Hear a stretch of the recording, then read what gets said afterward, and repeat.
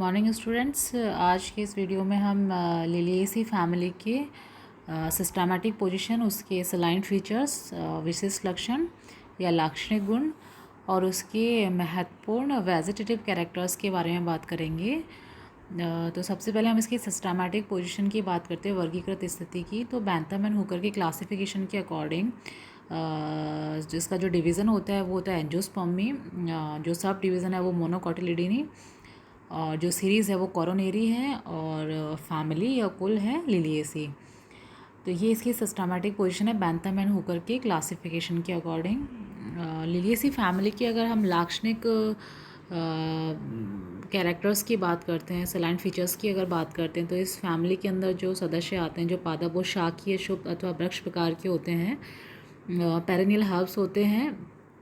उसके अलावा जो पत्तियां होती हैं वो यूजुअली अल्टरनेट होती हैं, रोल्ड होती हैं, एकांतरित प्रकार की होती हैं, और बेस शीतिंग होती हैं। फ्लावर्स जो डिवॉइड होते हैं, बाइसेक्सुअल होते हैं। और उसके अलावा जो पत्तियां पाई जाती हैं उनका पर्णाधार आच्छाद उपस्थित होता है, अननुपर्णी होती हैं। जो पैरियंथ होता है उसमें 6 टैपल्स होते हैं, और जो टैपल्स पैटोलॉइड प्रकार के होते हैं। इसके अलावा जो पुष्प होता है वो त्रितयी प्रकार का होता है, और जो परिदल पुंज होते हैं वो 2 चक्रों में व्यवस्थित होते हैं। पुंकेसरों की संख्या जो होती है, जो स्टैमन्स होते हैं इस फैमिली लिलिएसी फैमिली में पाए जाने वाले पादपों में, उनकी संख्या 6 होती है, और वो 2 चक्रों में व्यवस्थित होते हैं। 3+3 के 2 चक्रों में पाए जाते हैं।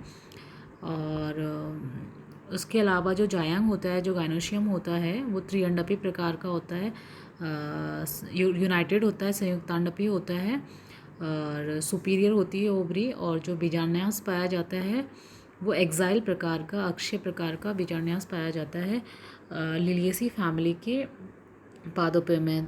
उसके अलावा जो इसमें जो फ्रूट पाया जाता है वो कैप्सूल प्रकार का, बेरी या कैप्सूल प्रकार का फल पाया जाता है लिलिएसी फैमिली के सदस्यों में। इसकी अगर हम बात करते हैं इसके इम्पॉर्टेंट वेजिटेटिव कैरेक्टर्स की, तो इसमें सबसे पहले हम डिस्ट्रीब्यूशन, हैबिट एंड हैबिटेट की बात करते हैं। तो इस कुल के लगभग 250 जेनेरा और लगभग 4000 प्रजातियां पाई जाती हैं, स्पीसीज़ पाई जाती हैं। और इसकी ये जो स्पीसीज़ हैं लिलिएसी फैमिली की, अधिकतर वार्म टेम्परेट, उष्ण शीतोष्ण एवं ट्रॉपिकल रीजन्स में अधिक पाई जाती हैं। उष्ण कटिबंधीय भागों में पाई जाती हैं इसकी प्रजातियाँ। इसमें जो मोस्टली जो जड़ पाई जाती है लिलिएसी फैमिली के पादपों में, वो मूसला मूल होती है, टैप रूट पाई जाती है, जो कि शीघ्र ही नष्ट हो जाती है। उसके अलावा उसके स्थान पर अपस्थानिक जड़ें ले लेती हैं। टैप रूट की जो जगह है, टैप रूट के नष्ट होने के बाद उसको रिप्लेस कर दिया जाता है अपस्थानिक जड़ों के द्वारा। और जो एस्पेरेगस होता है, एस्पेरेगस प्रजाति में जो जड़ें होती हैं उनमें फूड स्टोरेज पाया जाता है, भोजन संचयन करके वो फूल जाती हैं और ट्यूबरस रूट बनाती है, कंदिल प्रकार की जड़ बनाती है, मतलब कि रूट मॉडिफिकेशन पाया जाता है। इसके अलावा इसके स्टेम की बात करते हैं।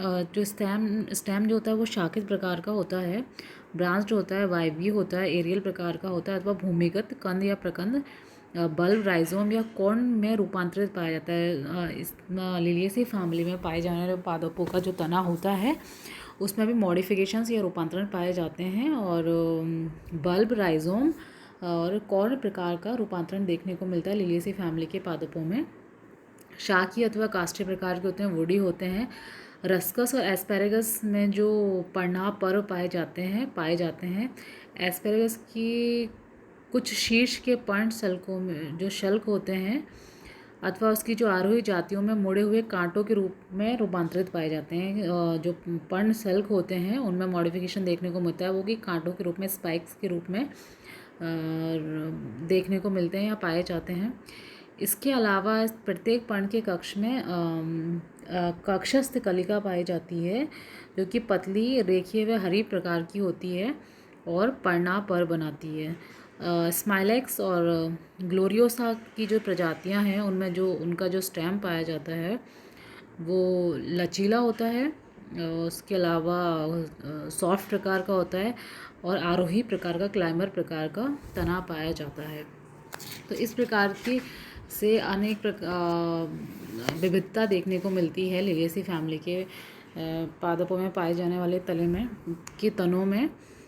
उसकी लीफ की बात अगर हम करते हैं तो इसमें जो पत्तियां पाई जाती हैं वो मूलज, रेडिकल या कोलाइन प्रकार की होती है, स्तंभिक प्रकार की होती हैं, अल्टरनेट प्रकार से विन्यासित पाई जाती हैं। और कुछ पादपों में जो पत्तियों का विन्यास है वो चक्र में विन्यासित रहती हैं, जैसे लिलियम के अंदर, कैनाडेंस के अंदर और ट्रिलियम के अंदर। इसके अलावा ग्लोरियोसा की जो पत्तियां होती हैं उनका जो शिखाग्र होता है वो प्रतान में रूपांतरित हो जाता है, सरल होता है और जनरली ये जो पत्तियां होती हैं वो एक्स स्टिपुलेट प्रकार की होती हैं, अनअनुपर्णी प्रकार की पाई जाती है, अनुपर्ण अनुपस्थित होती है।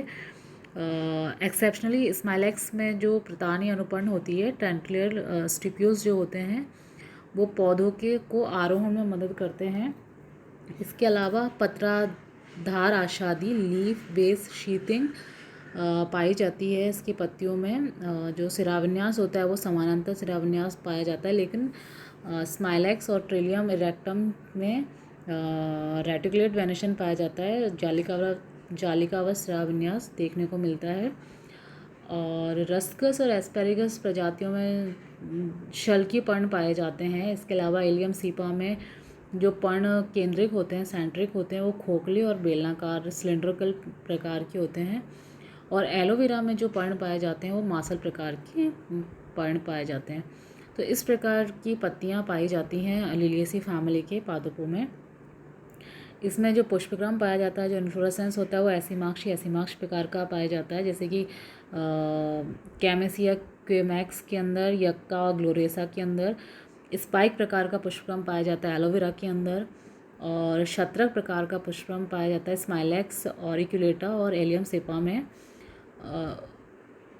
और सोलिटरी टर्मिनल प्रकार का, एकल अंतस्थ प्रकार का जो पुष्पक्रम पाया जाता है वो ट्यूलिपा इडुलस के अंदर पाया जाता है।